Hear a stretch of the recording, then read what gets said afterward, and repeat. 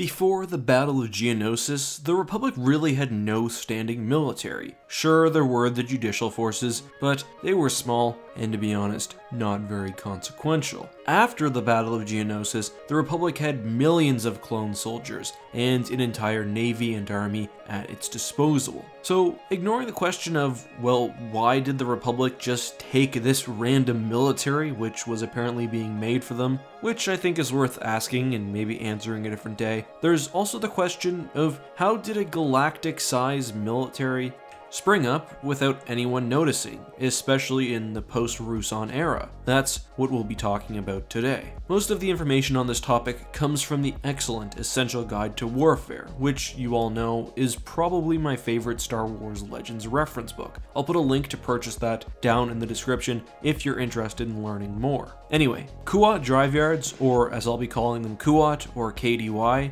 is one of, if not the, most important corporations in Star Wars history. In the pre-Clone Wars era, KDY established Ruthana Heavy Engineerings as a subsidiary corporation. Ruthana was largely used for secret projects, for reasons that we'll discuss in just a second. As I've discussed a lot in recent videos, the era prior to the Clone Wars saw the Republic basically completely demilitarized. This didn't sit well with many, including surprisingly Jedi Master Sifo Dyas, who recognized that the Jedi were being more heavily used for military purposes or policing instead of their proper negotiator or peacekeeper roles. And the excellent novel Plagueis explains the process by which Darth Plagueis recognizes this insecurity and manipulates the Jedi Master into actually ordering the Republic military. The project would be paid off by Hugo Damask, the public face of Darth Plagueis, and ordered not only millions of clone soldiers, but also a supporting army and navy. Kamino took responsibility for the breeding and training of clone soldiers, as well as the creation of personal clone equipment. However, starship and ground vehicle production was outsourced to Rothana Heavy Industries. The order, which was known as Project Icefang, obviously required the creation of a highly secretive massive military, basically all starships, transports, and ground vehicles that would be needed to bring the clones to battle. But that still doesn't answer the question of how it was all kept secret, and now it's time to return to something I mentioned earlier, how Rothana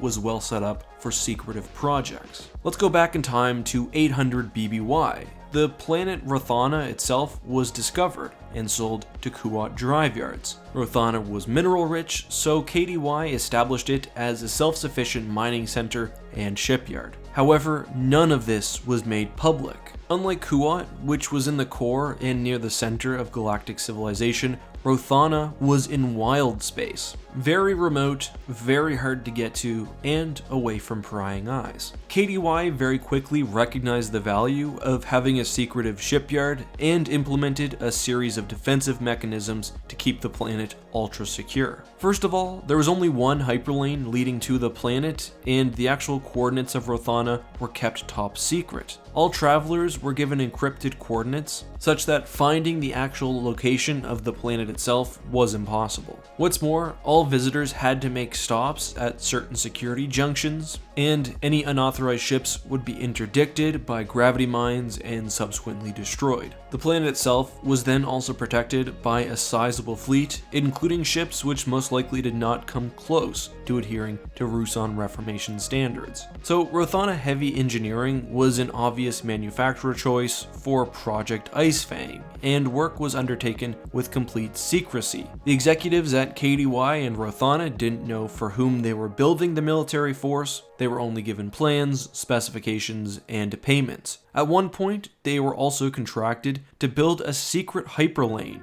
between Rothana and Kamino so that the new vehicles and vessels could be tested away from the galaxy. It's unclear what exactly went into the discovery of what would be known as the Quiberan Line, i.e. whether a natural hyperlane existed and just needed to be discovered, or like with the Endor pipeline, technology was used to force the lane open, allowing allowing safe and efficient travel. But either way, it's very impressive, especially given the fact that Camino is actually outside the galaxy and closer to the Rishi maze. Testing of the products occurred at Camino and presumably other parts of the companion galaxy, which allowed for extraordinary isolation. The existence of Camino itself was also deleted from the Jedi archives and presumably other knowledge sources, meaning that it was unlikely for anyone to stumble upon the massing forces. RHE continued to work heavily for the next decade or so, until the Battle of Geonosis. However, the planet's secrecy and the defense mechanisms remained in effect even after the beginning of the Clone Wars. Once the military was more in the open, some starship production especially would have moved to other locations,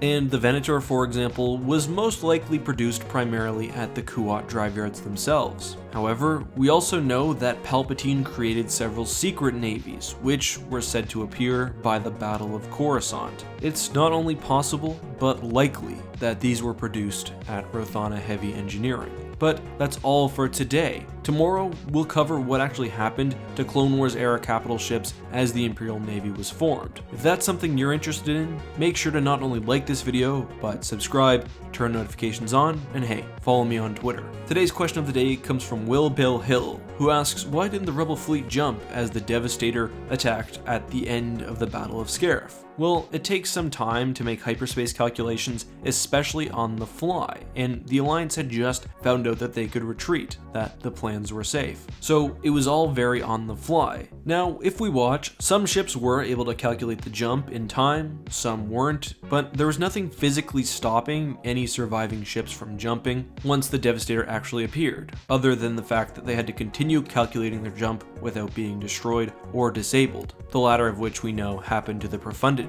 But it's clear that some of the ships just also weren't in position to jump. A lot of the smaller ships are near the exit point, but the larger ones are still in formation over the planet itself. The physical mass of the Devastator itself also caused at least one ship to pull off, and you can't jump through another ship without disastrous consequences at least. Sometimes when you have like a fighter squadron or a pre-coordinated jump, ships will slave their navicomputers together so they all enter and exit hyperspace at the exact same time. With again the very chaotic nature of leaving battle, that wouldn't have been the case here. But no, the Devastator doesn't have any sort of interdictor fields or anything like that. It just blew the ships up. As a note, someone on one of my other videos made a great point. This scene actually illustrates what I was discussing earlier with hyperspace lanes. It's not a coincidence that Vader came out on top of the Rebel fleet. He was exiting the hyperspace lane as they were entering. Anyway, that's all for now. If you guys enjoyed, make sure to leave a like, and if you have a question you'd like me to briefly answer at the end of one of my videos, leave it down below with the hashtag AskEck.